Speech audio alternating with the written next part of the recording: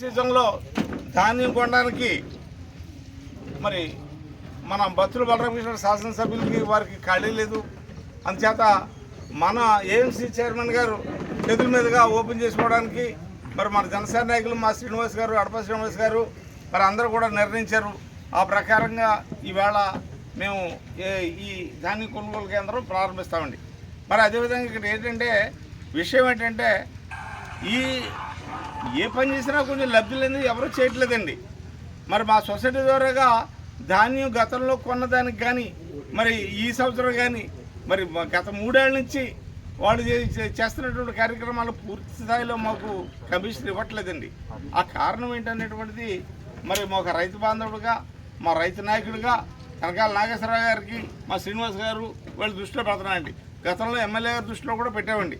మరి మాకు ఏ రకంగానూ కూడా బాబు సెక్రటరీ గారు ఒకసారి వెళ్ళరండి నుంచి ఇప్పటి వరకు పెండింగ్ ఉంది మన రావాల్సిన కమిషను.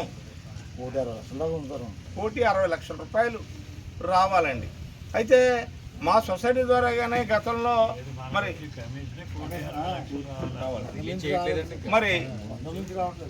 ఇది ఈ సొసైటీల తరఫున మా సొసైటీ తరఫున ఈ నిడిగట్ల, గాడాల, మధురపూడి, గుమ్మలూరు, బుచ్చంపేట ఈ గ్రామాలన్నింటికి కూడా మేము సిబ్బందిని నియమిస్తున్నామండి.